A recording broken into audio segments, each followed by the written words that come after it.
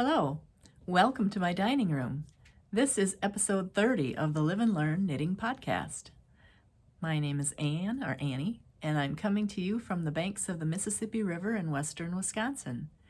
Today is kind of a dreary Friday, November 22nd, 2024, and it's the end of the week, it's the beginning of the weekend, so that's good. George is awake. Here he comes to direct the program.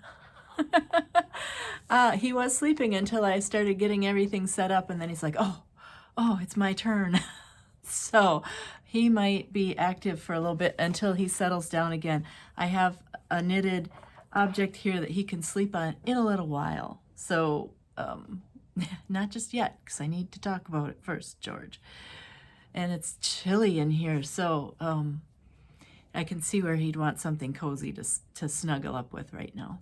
But yeah, I don't know if you can see back in the back there's a little pot-bellied stove. You can just barely see the stovepipe through the through the plants there. So I do make fires out here. That's the only heat source for this room. The vents from the furnace don't come out here, so it's nice to make a fire. I might do that after I get the recording done. Oh, I don't even have tea or a beverage of any kind. So, and George just shook the table with his, getting all ready.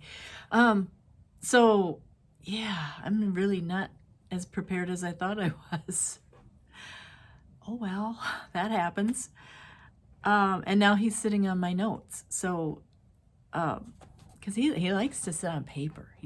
He doesn't like, I don't have either cat that likes to sit in a box like you see all of the cats on the internet, going into boxes and all these funny containers. They don't do that. They are not box cats.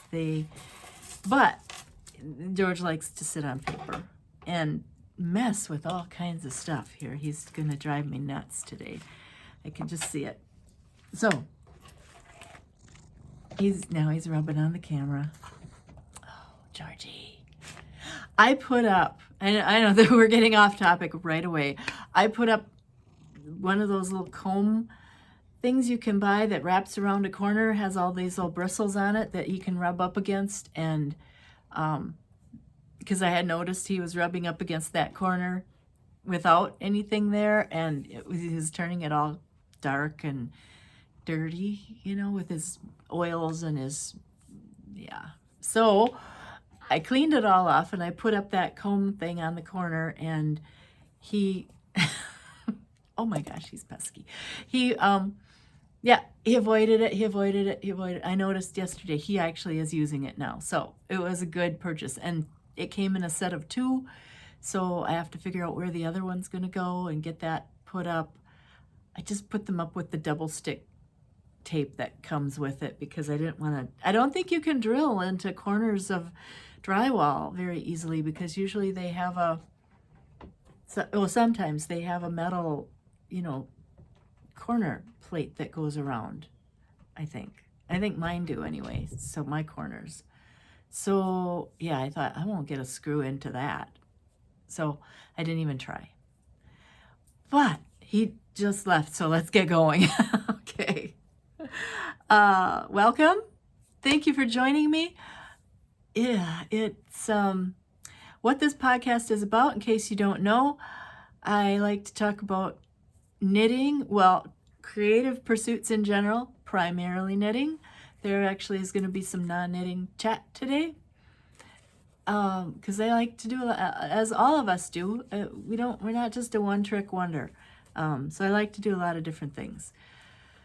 And so it's living and learning, and sometimes there's some living going on.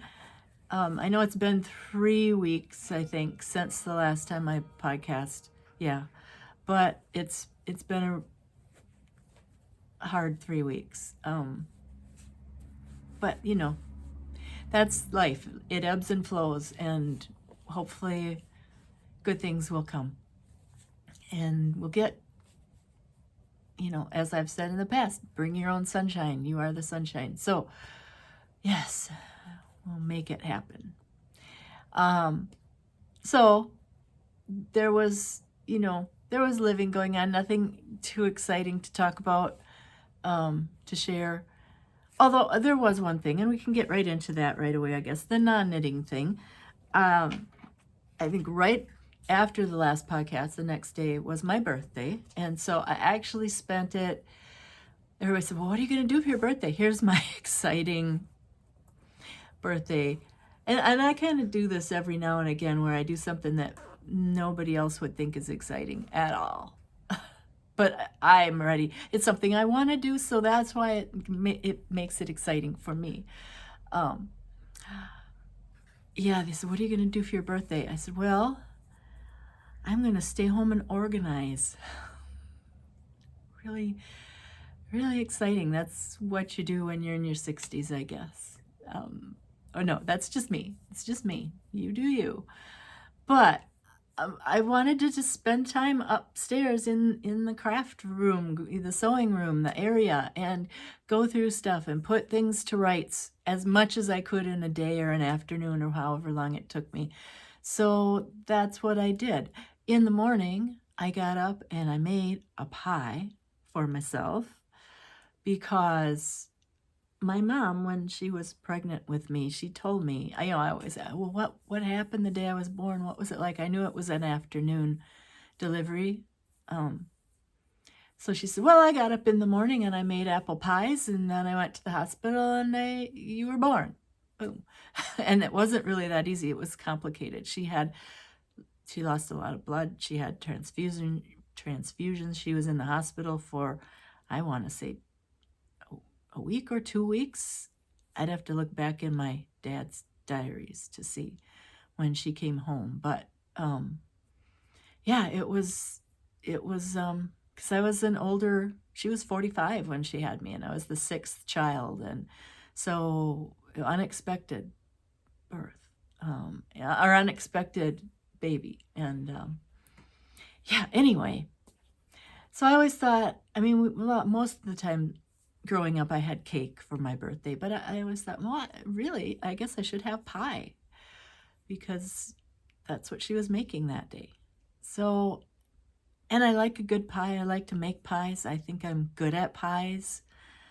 But I made a really easy pie this time. And it's funny because I don't really like Oreos. They're not my favorite cookie. I don't like that chocolate, that hard chocolate. I like the yellow, the golden Oreos, or those duplex, we call them, those sandwich cookies. I like the yellow ones, vanilla, but not the chocolate. Just mainly because it's in your teeth and it's weird and yeah. But that's what I had from Halloween. That was my Halloween candy, and I didn't do Halloween. So I had some Oreo cookies in, individual packets to hand out, and then I didn't hand anything out. We didn't have, I maybe only saw half a dozen kids even on this street, and they have so many other things going on for them now. They don't really have to go house to house anymore. So I had the Oreo cookies. I had also kind of an impulse purchase, saw a gluten-free chocolate cookie crust, a pre-made one. And it was very reasonably priced, so I bought it just to try it.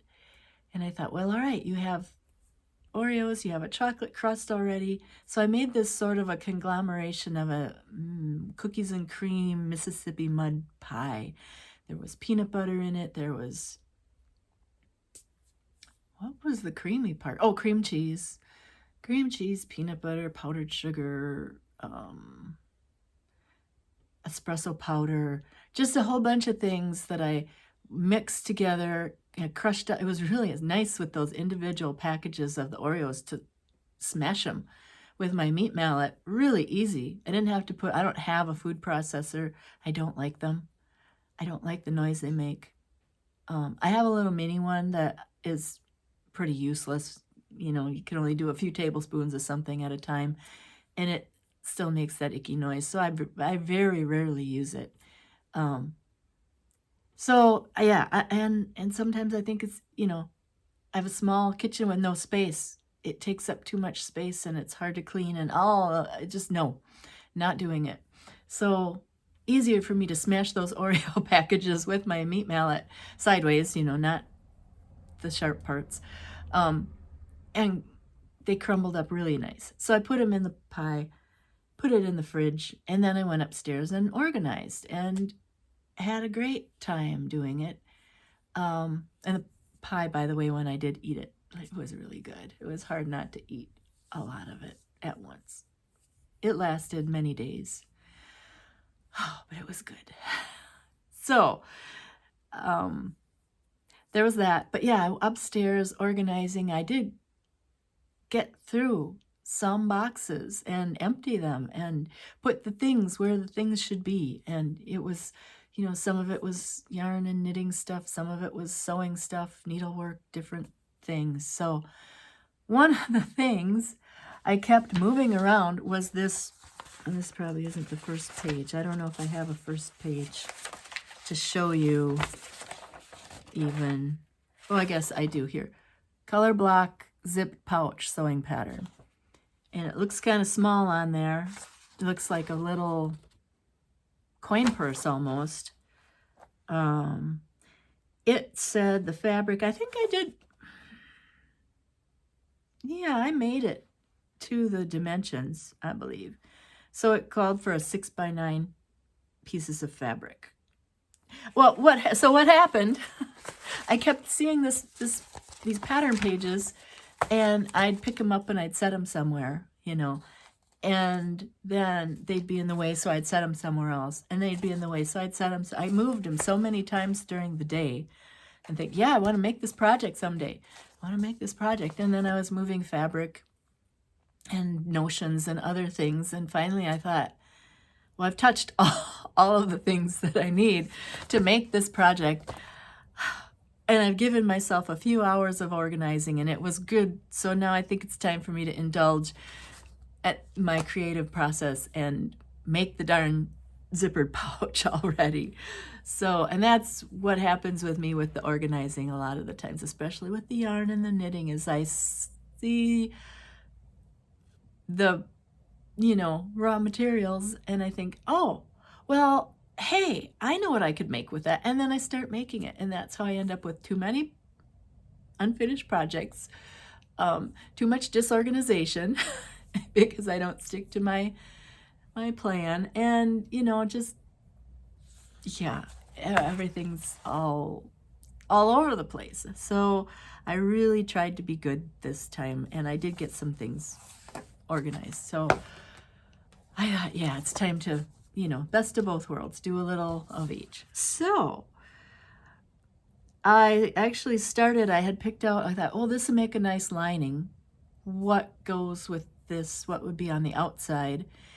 And I wasn't quite sure, and I thought, well, you know what, before I figure that out, I should make sure I have the right length of a zipper. I have a lot of zippers. Most of them are really old, the old metal ones. My mom was really good about taking zippers out of old clothing and reusing them. So I have a lot of zippers wound up.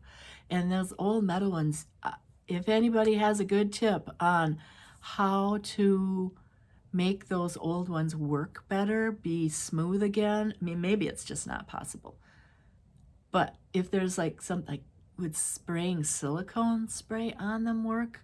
Would spraying WD-40 on them and then washing them to get that out of there? Because I would love to use those things I have on hand, but I did do a couple bags right at the beginning of the pandemic when I was making masks, and I know the zipper I used on my little pouch, the teeth, it does work, but it's very rough. And so, and I like to pick up zippers at the thrift store if I find them there. A lot of times in the notions, they can be 50 cents or $1 or something. So I'll buy them. And that's what this one was. This one was it was a new zipper in the package that, came from the thrift store. So it's dark brown. So I thought, well, what can go with dark brown? And this lining is brown, and yeah, that'll work.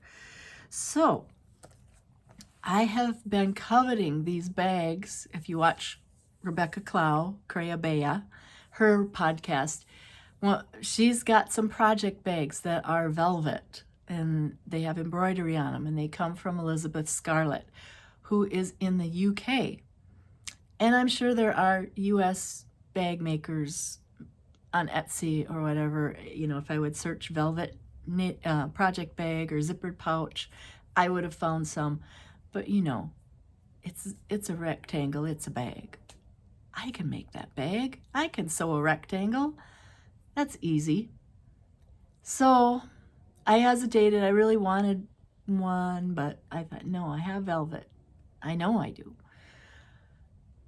So one of the things that was right there in front of me that I should have picked up and put on a hanger, put in the closet, was this jacket. And it was made out of a textured velvet. I got it at the thrift store, and I was just going to alter it for myself. The sleeves were too long. It had no buttons on it. Somebody had cut the buttons off, so I was going to put different buttons on it. And I tried it on that day that I was up there, and I thought, would you really do all these alterations? After you did all these alterations, because I think I was going to put tucks in it or put an elastic across the back too to make it more waist-shaped. I thought, if after you did all this, would you really wear it? And how many times would you wear it? Would you wear it a lot? I don't think it had any pockets, which is another reason that I probably wouldn't wear it as much, you know. So, like, what would be its window of wear, and what would I wear it with? All of those questions, and I just kind of thought, I really want a velvet bag. So the jacket became one part of one sleeve of the jacket became a velvet bag. And it's really nice. So yeah, I cut the serge together. It didn't have a lining, so that actually made it easier to take it apart. And all I did was really take apart, cut out the one sleeve and cut the sleeve open. It was a serged seam, so I just cut rather than unpicked the sewing, and opened it up. And because it was a larger size jacket to begin with, it was a pretty wide piece of fabric, that sleeve, especially at the top. And it didn't actually taper a whole lot going down to the cuff. So I looked at it and I thought, all right. And I made a little cardboard template of the size that was called for in the pattern. So I cut out the pattern, you know, the fronts, the lining pieces. I didn't have, it called for a fusible fleece, but I thought, well, the velvet's heavy enough and it doesn't have to stand up on its own. So I just want it to be soft and squishy and nice. I figured it would be thick enough, and it is. So I will just show you what I made. So this is the velvet. It looks dark. It's dark green, actually, dark green brown combo. And the back side, I just, you know, it's like there's some nice flowers.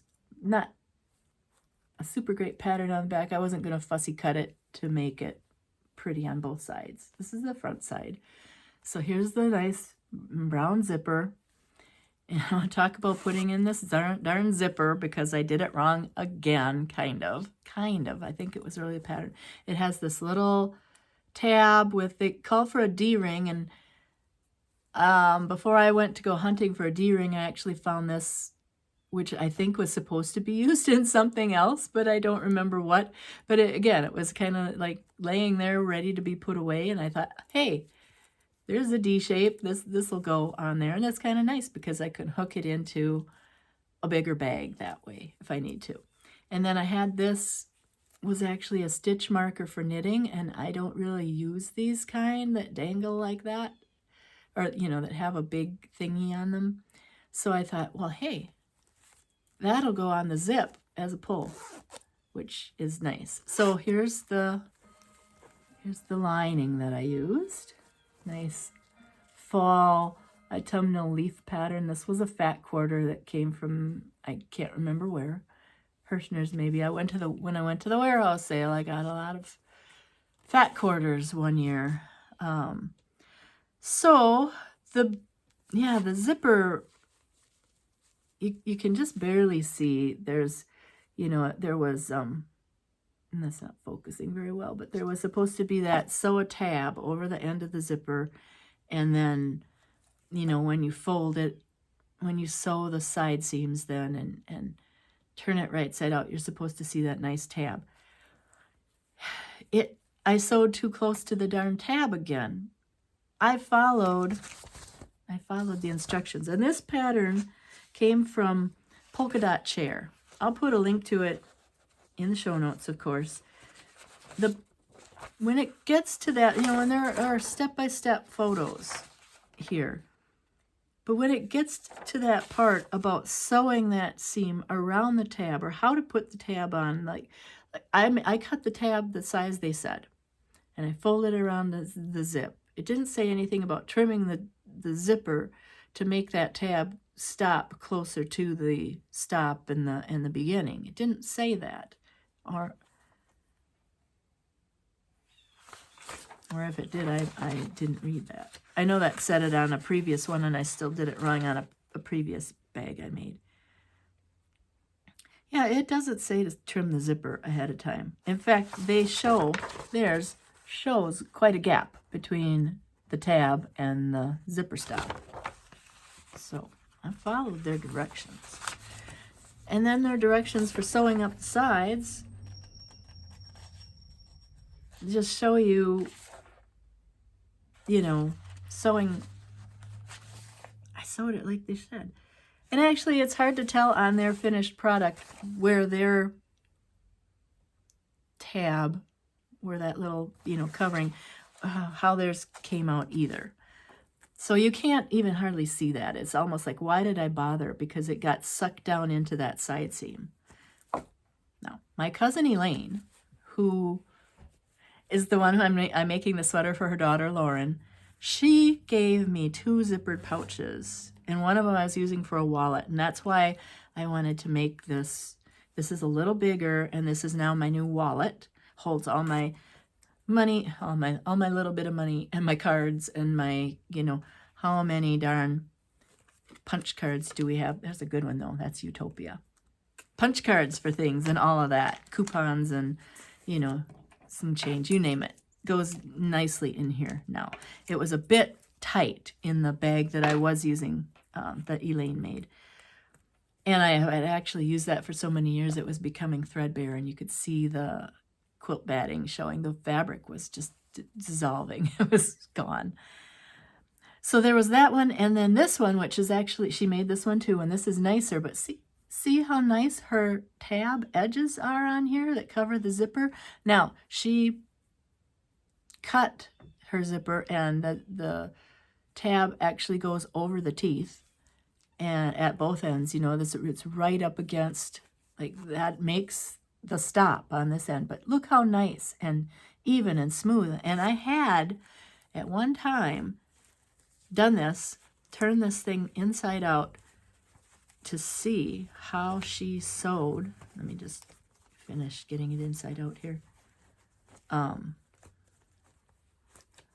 Sorry, this is taking there. To see how she sewed, where she sewed that. And, she didn't even sew over that tab at all. There's a little gap there. So, she's way far away from that in her seam, which makes sense, so that it does show when you turn it right side out. I didn't think ahead to go and get this and look at it. I should have, so that I could have adjusted that side seam. I certainly will do that next time, because I did put this bag on Instagram. I think it showed up there, hey, look, I finished a project. So you might have seen it already if you follow me on Instagram. But since then, she shared with me her patterns for this little bag, and I was looking at them, and it's kind of nice because it tells you how to quilt them. But yeah, right right here in the finished step, it shows that, yeah, stitch way away from it and everything. You know, here's the 2 pieces, and that tab is notched way in, and then sew away from that. So my next bag is going to be right. I'm going to get it right, finally. I'm excited. I might make a bag this weekend or next week for sure. Yeah. And get it right. So, but regardless of getting it right or wrong, I do really like this bag. I love the feel of it. It feels so soft. Rebecca Clow is right. These velvet bags, they're just nice. And I would like to make a bigger one. Since I only used one part of a sleeve, I've got quite a bit of fabric left to do things with. I don't know if I'll make another zipper bag with that, but for sure I could do a big tote of some variety. I could make a cushion. That would be lovely. I could make something for the cats to sleep on, but maybe not. Maybe not. They have enough nice things. But anyway, yeah, I've got other ideas to use that fabric for. I'm kind of glad I cut the jacket apart. So that was my birthday, and oh my gosh, it's 26 minutes already, and I haven't even gotten to anything knitting. But making, we're just here for the making, all the good making. So yeah, that was a good project. And it did spur my creativity, and I do like to sew, and it scratched that sewing itch for sure. So that's that. I will talk next about what I'm wearing. And I guess I'm going to name this episode Potpourri Part 2. I wanted to call it something about administration because I have to talk a little bit about podcasty type administrative stuff at the end, but that's boring. You know, who wants to listen to a show about that stuff? No. So this will be Potpourri Part 2. Already, so soon. I didn't think it would be that soon.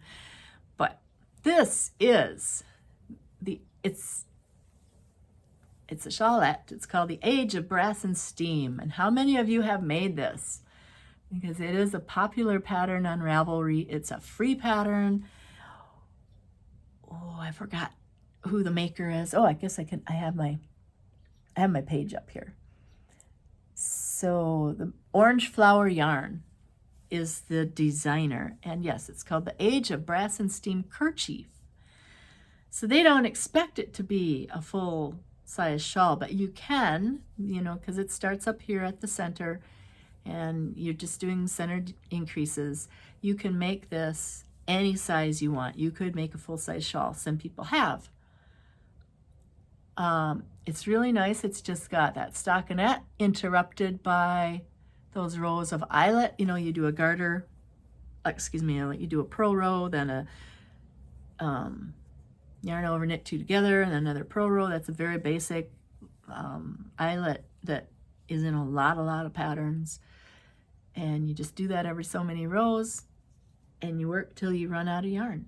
This is Knit Picks Chroma fingering weight, and I love Chroma for its color shifting. It was not one of the first color shifting yarns, but it's nice color shifting yarn. And this has that perennial problem of how do I wear it, and I just did have it kind of tied around my neck and draped down, and I will put it back on that way. And I did notice today, it's funny because I've made this a long time ago, 2016, 8 years ago. So, and I had another one before. This is the second one I made. The other one was in Knit Picks Chroma in the New England colorway. This is the Lupine colorway. And I don't know what happened to that New England one. If I gave it as a gift, I didn't make a note of that in Ravelry anyway. And I couldn't find it. I wanted to wear that. It's more autumnal shades of green and orange and tan. You know, it had a nice shift that way. Couldn't find that one. It didn't look really, really hard, but I couldn't find it. So in my notes for the lupine colorway, it said something about, what did it say here? I love the colors. It's not really long enough to tie, but the one outfit it works best with, I'm able to tuck the ends in. And I thought, what outfit was that? And by outfit, I don't know what I meant because, you know, I don't really have curated outfits, if you will. So I thought, what the heck was I wearing it with? I don't remember. I really don't. So, yeah. So I just put it on today with this shirt, and it's fine. It does go with that shirt well, but what I'm wearing is not an outfit by any stretch. The other thing I like about this shape and this size is that it can be, you know, you can do this if you need to, and it becomes this nice babushka, which, you know, my mom always wore babushkas, especially out doing yard work, and anytime she had to go somewhere, she had to put a babushka on. And then if she didn't wear her babushka, she always just had it. And usually hers were those little chiffon scarf types, you know, just something to, I don't know if it was just to keep your hair nice or what. It certainly didn't keep the wind out. Oh, kind of did. I have one that I put on sometimes, but, you know, it wasn't a heavy peasanty wool scarf. So I do like to wear it like this if I'm out. But I'll tell you, it is, I don't know what kind of wool chroma is, if it's just wool. It is a little scratchy around the neck. I'm guessing that whatever outfit I wore it with was maybe a turtleneck, which also would give it a little more grab. You know, it would grab onto that fabric a little better and hold in place. So you know, you can do this. It works. Again, with me and shawls and things like this. It's challenging, but it works okay. So, and I could put a little pin there, which I didn't bring along with me, but yeah. So I like it. It's a neat, again, one skein project, good gift. Yeah. So we're going to talk more about gifty stuff at the end. So that's one thing that I finished. The other thing I finished, I'm getting so close to finishing that sweater for Lauren, for Elaine's daughter. And I'm on the first button band right now, the one that would hold the buttons.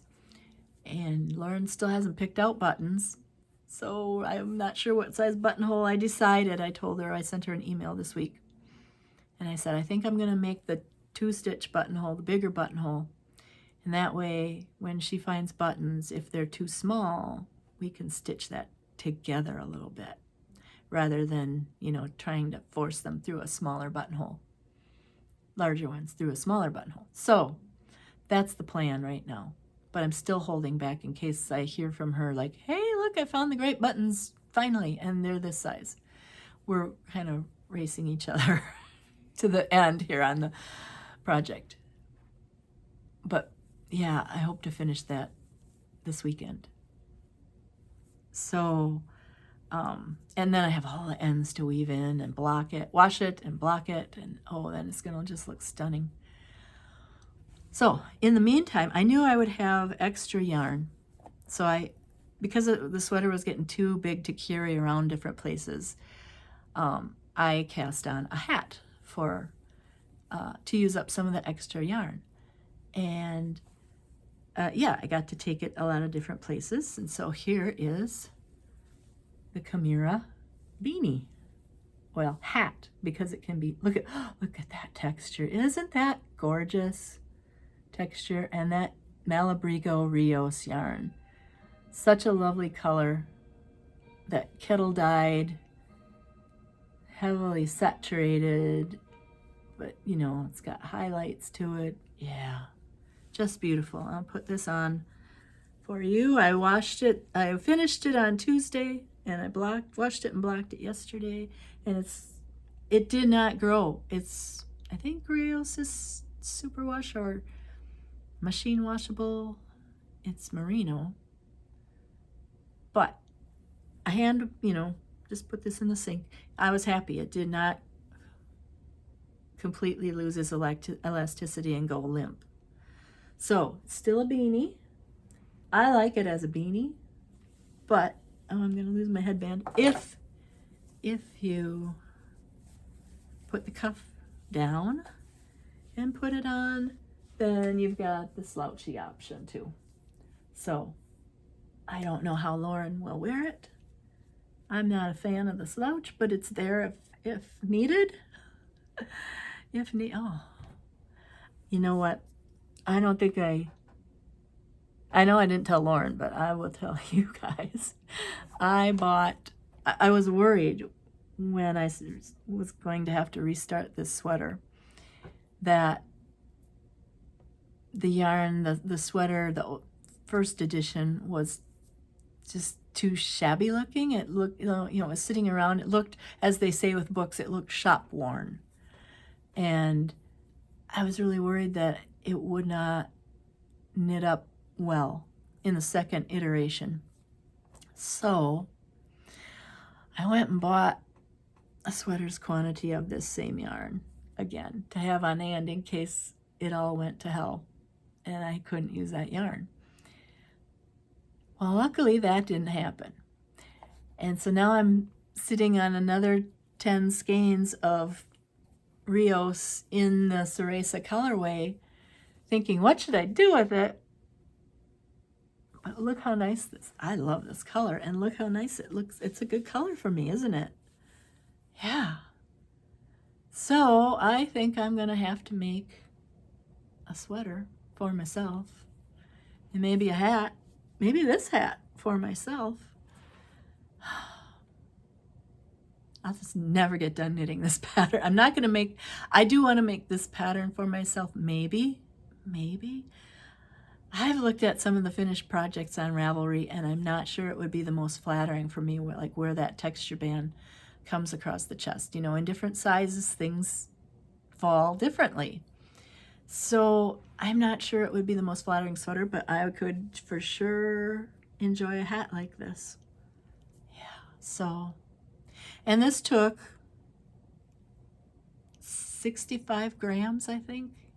I put it on my Ravelry notes. Let me just see. I think that's what it was. Oops, wrong page. Yeah, it didn't take any time at all.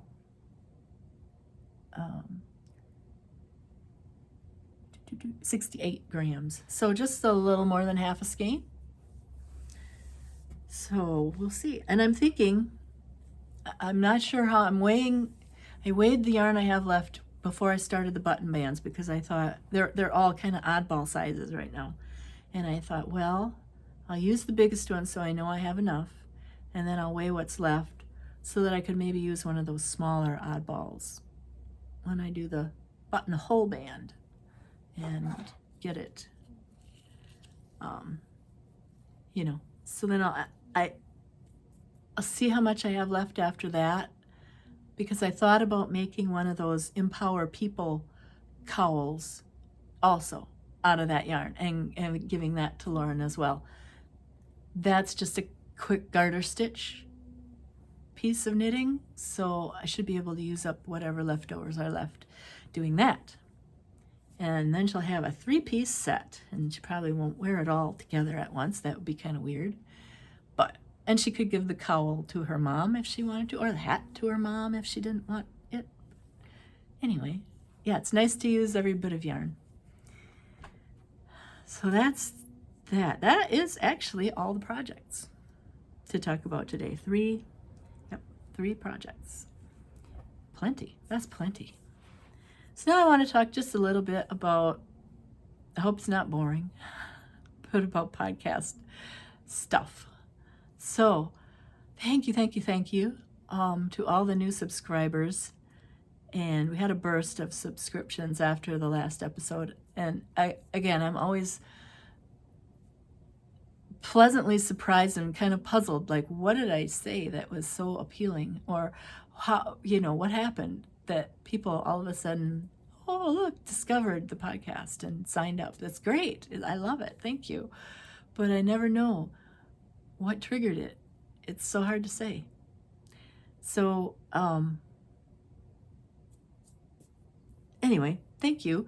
And because I had a bunch of new subscribers, I got to the level, finally, on YouTube, where I have a bit more control over things. So I have selected the option of not having ads show up during the podcast. And I hope that that is what you are noticing and seeing in these episodes, because I went back and picked, all of them and said, don't put ads in the middles. Beginning is fine, end is fine, but just don't put them in the middles, okay? So hopefully that solves that problem. Yay, us. Anyway, up until then I was not in charge. And I'm still not in charge, but I have just a smidgen more control. So that's a good thing. Also, I know I do the show notes, and I do the blog that has the show notes and pictures, but I decided to throw it out there and see a forum group on Ravelry for the podcast, because I do have some of you who have, found me on Ravelry and friended me, and I've friended you back and all that. And I thought it might be a good way, since we're getting more people, if people want to, because, the comments, you put comments on the podcast, it's kind of one-sided, and there's not a conversation necessarily happening. And this would give you all more of a chance to interact with each other and with me, and, we can share ideas and we can share ideas, patterns, etc., all the good things. And it's brand new. I made it last night. There's just a couple topics, in the message forum. But one of the reasons why I did that is because, I've talked a few episodes ago about the Advent knitting concept and how that can be kind of a burden to work every day on something, or, buy the Advent kits. Oh, and I need to do a consumer update at the end. But, to buy those kits, and it's just, we get so overwhelmed at this time of year. And, but yet sometimes it's fun to be in a make-along and be in a group. So I created am I going to remember what I called it? It's a make-along. If you want to join, you don't have to, of course. Nobody has to do anything they don't want to do. But if you're so inclined, I will host this make-along. And it's going to be the most laid-back wintertide, I would call it wintertide make-along ever, because it's not Advent, it's not holiday necessarily, it's not Christmas, it's not Hanukkah or Kwanzaa or anything, or solstice. It's just winter. It's just, here we are in a cozy season, at least in the Northern Hemisphere. I know you're all over the world. I really think that is so cool. But for most of us, it's a hibernating time of year, and we're inside working our projects, and maybe we are doing gift knitting. Maybe we are doing charity knitting, because this is a time of year when there's a lot of call for the things we make, knitted hats and scarves and socks and gloves, etc., mittens. And we can make those things, and we should be I did have a friend send me an email friend who I've met through the podcast, at least online, and she said I try to do one Christmas thing a month, and I, throughout the year, and I think that's a great idea. I know my friend Jane has been knitting her Christmas gifts all year long, and she cranks out an impressive number. Yeah, it's great. So it's not anything new, but it just kind of ramps up at this time of year. And I do like to make, if you look at last year's winter episode, Christmas episode, I like to make ornaments, and I have had the itch to do some of that again. And so they'll come out. And it's also just a good time of year to share all these patterns we find for these things.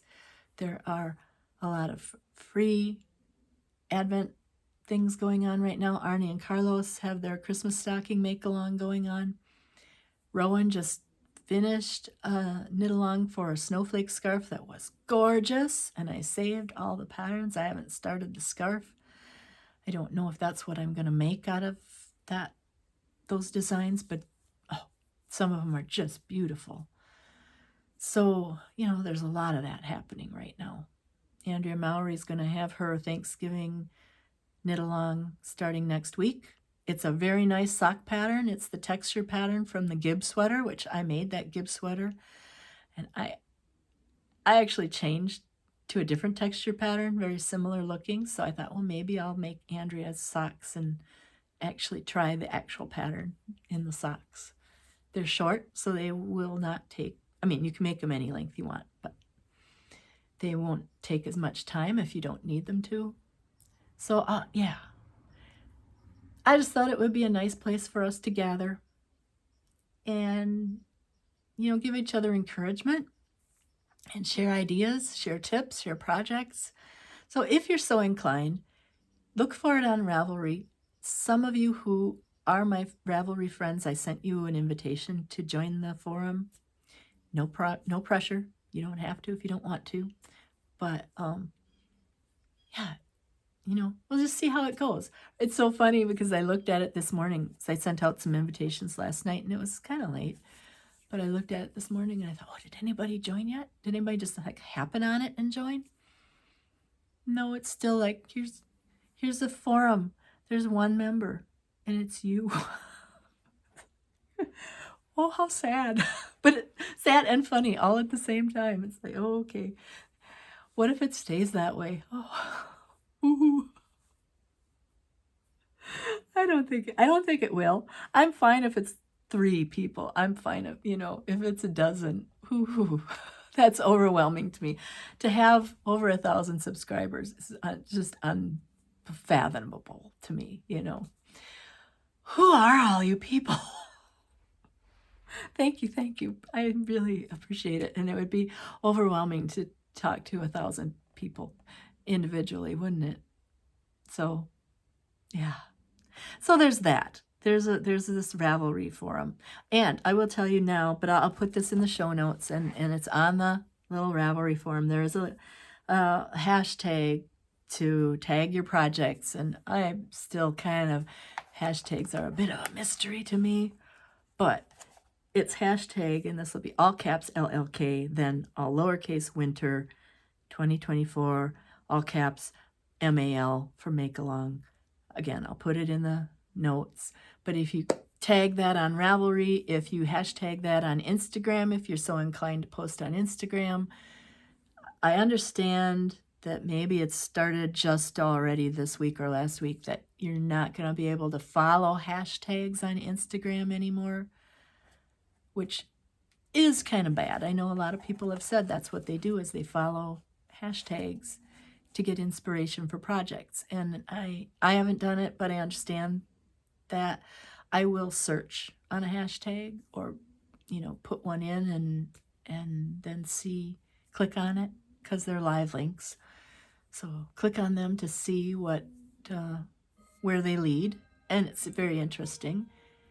And yeah, I could spend days, hours doing that, going different places and finding things. So it's a good thing for when you can't sleep at night.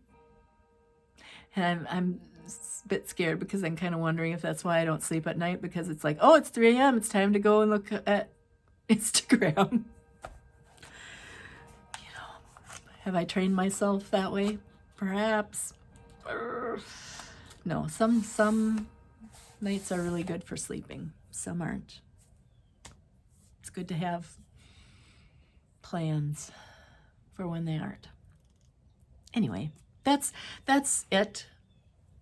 Share your inspiration, share your ideas, and, link to your projects so we can see them. That's all good. Do all those good things. And above all, the hesitation of starting a group like that is to have to moderate it. And, hopefully nothing bad comes of it. But the number one rule, and I didn't put any rules in, but the number one guideline is just be kind. Just be polite, the golden rule kind of thing. So, and I'm sure you all are, knitters are pretty good that way, and creative people are pretty good. So, okay, just briefly, because this is getting to be an hour. I got sucked in on the social medias. This is my consumer warning for you at this holiday time of year. I got sucked in to, it was an Advent kit, an Advent yarn kit on the social media. And it looked so good, and I did not click through the social media. But one of my local knitting friends, it said, well, Wendy likes this page. And it was called Cozylan, Cozylan. I'll tell you that. Wendy likes Cozylan, and I thought, oh, I wonder if she's bought this kit. So I went and looked at this kit, and it was amazing looking. You had your choice of hand-dyed sock yarn or hand-dyed DK weight yarn, and you got 24 skeins in beautiful little boxes, or you got 24 skeins, and then I think you got 100-gram skein of yarn, and you maybe got you got patterns, something. You got a lot of stuff for the low cost of $36. And I didn't know what Cozylan was. I did not, like I said, I didn't click through the social medias. I went to the, Google, open a new page and put the name in, and it came up with their website. And I tried to find, I tried to find about information, like where are they out of? Nothing was there. And I figured, well, maybe it's just one of these similar to Temu, which I have not ever used or gone to either. But I have friends that have, so they've gotten things from it. And I know, I just thought it was okay, made in China stuff, although it said that the yarn was Peruvian wool. So I got roped into it. And they also had, besides the Advent for yarn, they had an Advent for jigsaw puzzles. And they had this beautiful jigsaw puzzle where every day was its own little square, so it wasn't like a whole big one scene that you just got a chunk of every day. And again, those all came in nice numbered boxes, very pretty, very ornate packaging, for the same price, $36. So I figured, wow, that's it. And I looked at some of the other stuff they were selling, and it was kind of novelty stuff, like not whoopee cushions and rubber chickens, but sort of whoopee cushions and rubber chickens and weird stuff that I just wouldn't buy. There were some statues, there were some things like incense burners or knick-knacky stuff, that looked kind of cheap and not knockoffy stuff, plastic stuff. But I thought, well, yarn and puzzles, that should be good, right? So I fell for it, and I ordered one of each, a yarn kit and a puzzle kit. And I did that on a Friday, and Saturday morning, I woke up and looked at my phone where I see all my charges. And it did not say that I charged $75 to Cozylan. It said I charged $75 to something called Vegelina. And I thought, what the heck is that? I got a little worried. So I Googled Vegelina. And there is a Vegelina.com, and what comes up is a site that sells baby things, like layettes and, crib stuff, crib sets and things like that. But that comes up first. But the second thing that comes up when you Google search Vegelina is that it's a malware, phishing. Well, maybe not phishing, but malware. They will steal your information. They will, bad news. And I thought, so right away, Saturday morning, I'm getting sick to my stomach. I'm like, oh no, what the heck did I get into? I go back to Cozyland and I see the stuff still there. And, one reason why I pulled the trigger was because these pop-ups kept coming up saying, so-and-so purchased this, and they would say, only X number left, and so-and-so in such and such a town purchased this. So I got reeled in by that. They're going fast, because we know Advent kits are limited in number and they do sell out. All the good ones do, right? Anyway, I got in touch with my card holder, and it's, I got in touch with my card holder right away. Through my phone, I could do a dispute, and they contacted me back and said, describe what the problem is. And we did it all through texting. It went so well. And it was a real person texting me, not a chat bot or anything, And I just explained what happened. I sent screenshots of my confirmation email, which just came from something called customer service. It didn't have even it all looked really shady, and it was really shady. So they, at that time, it hadn't been 24 hours. The charge was still just pending. So they said they couldn't really do anything about it, but they put a watch on it. And then the next day, when it became a legitimate charge, they credited my account for that much money, and they said, we're just going to watch it. We're going to keep, and you let us know if anything else happens. So, because what it was saying was, you'll buy stuff and you'll never get it. You'll buy stuff and you'll get other stuff. You'll buy stuff and you'll get cheap, you'll get a thing. And it also said something about, like, all the comments that I was seeing, about this product online were really good. Well, because they delete anything that comes in that's bad. So luckily for me, the transaction was, like, my card company canceled it. I did get a couple more emails, not even right away. It was a few weeks after that, from, again, customer service, but from who knows where, saying, you need to remove the dispute so we can refund your money. And I thought, no, I'm not touching it. I'm not responding to you. Because they asked me, did you respond? Did you try to ask for a refund? I said, I am too scared to even talk to them at this point. And I said, I feel, what was the word I used? So, I said, I'm sickened by this. And that I was, so taken in by it.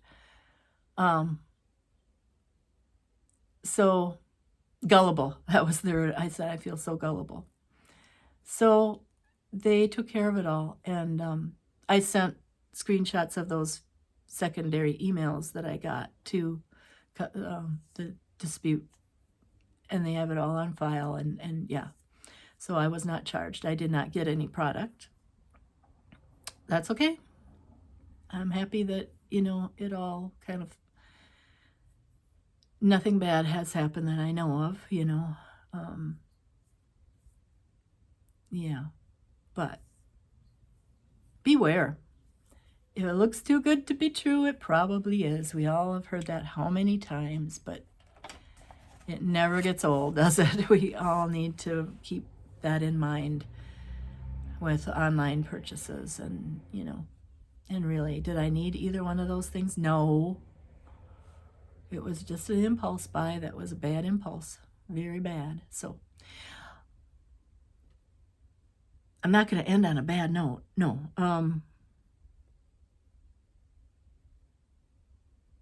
Oh, no, I'm going to end on a good note. Since it's Friday, we are going to have Frugal Friday tip, okay? Tightwad Gazette comes back out. And I could not find her exact text where I read this, but I've read it so many times I know what she said. But it's in this book somewhere in one of her essays about waiting. Like if something breaks, if you know, if you need a new thingamy, be patient and do your due diligence, and, you know, just don't jump at the first thing that comes along, you know, or go out and buy the thing you immediately see because you think you need it right then and there. And I can't remember what her specific thing was. I know she talked once about, I think it was about a kettle for her stove. And so I was looking up kettle and stove and all this and in the index, and I couldn't find it.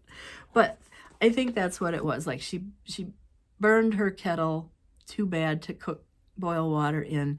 So rather than just go out and buy one right away, she was using a pot on the stove until she found one at the thrift store that would be a good, you know, secondhand purchase.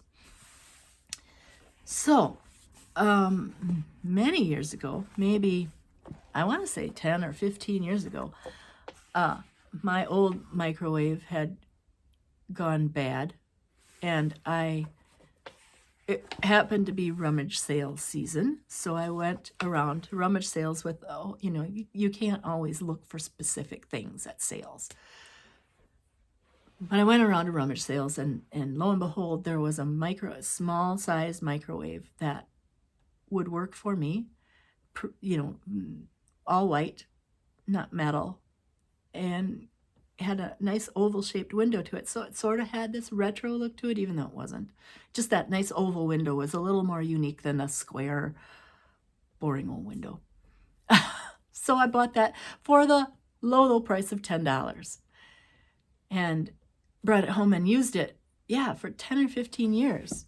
And over, like, almost right away, there was a bit of paint inside that started to kind of blister a bit.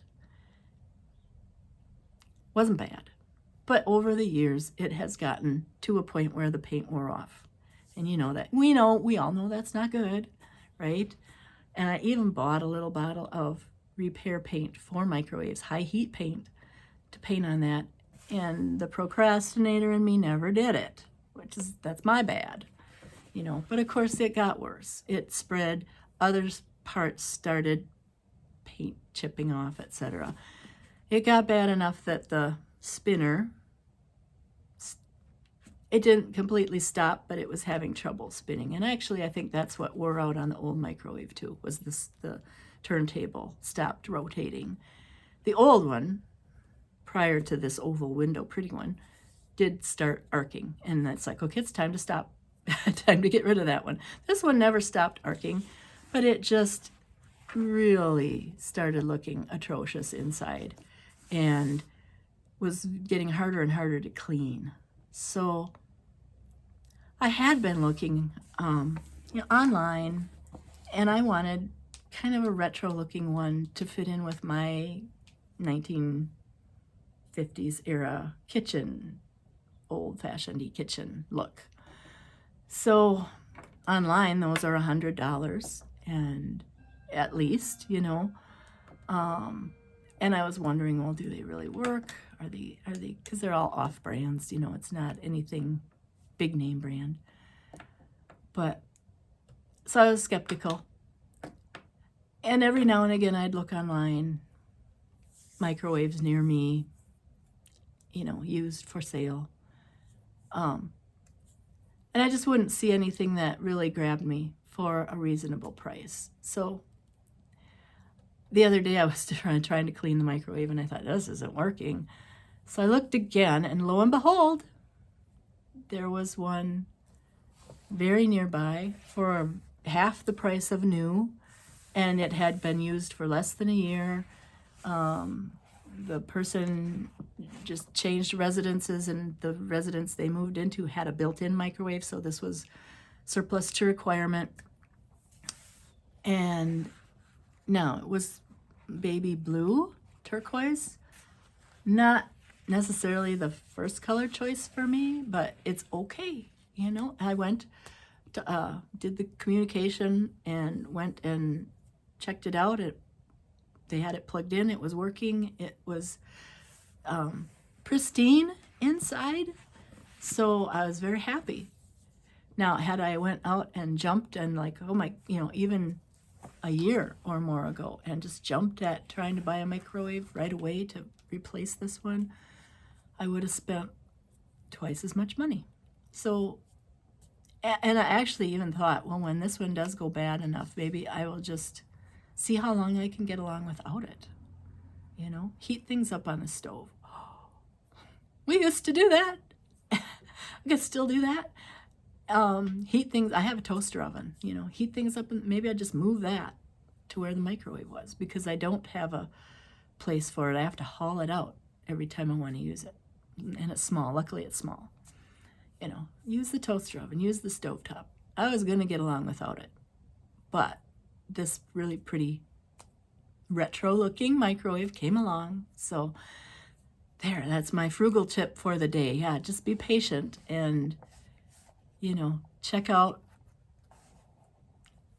I mean, this is practically brand new. I wouldn't have settled for one that was icky looking and worn out. No. So, yeah. It can happen. You can, wait and see. Because that wasn't a critical thing. I could get along without a microwave. A car, that's a different story. A furnace, that's a different story. Bigger things, more critical things. Yeah, you maybe can't wait all the time. But, for the small stuff, it works. And being frugal is more important than ever these days, it seems like. So, because, costs aren't really coming down, are they? So, we do what we can. And we make things. We make things out of other things. And we don't buy 70. That's the thing, that Elizabeth Scarlett bags, now they might have been a little bigger than this, but they were still actually sold as like makeup pouches and that. So they weren't that much bigger. This was a 6x9 to start with. Maybe the Elizabeth Scarlett bags are 8. I don't know if they're even 8x10, but like $78 from England with you'd have to spend, I think, over $100 to get free shipping, and that's a long way to ship something. And $78, I mean, you'd have to spend to get 2 bags, well over $100. Or go to the thrift store and find a nice velvet jacket and make your own. Plus more. So, there you go. Okay, leading up to Thanksgiving, I hope everybody who is in the U.S. and celebrates Thanksgiving, observes it. I hope you enjoy it. Have a pleasant holiday. It's just a nice, cozy time of year for all the rest of us. I mean, I do, so, Thanksgiving is Thanksgiving. It's a day. I don't get too excited about it. I'm not meeting with friends this year. I usually do and travel, and I'm home, and that's fine. I will be happy. I'll probably go upstairs and sew some more is what I'm going to do on Thanksgiving. So I hope however you celebrate the upcoming week, months, all that, I hope they're happy. Do what you want to do. Enjoy. Be peaceful.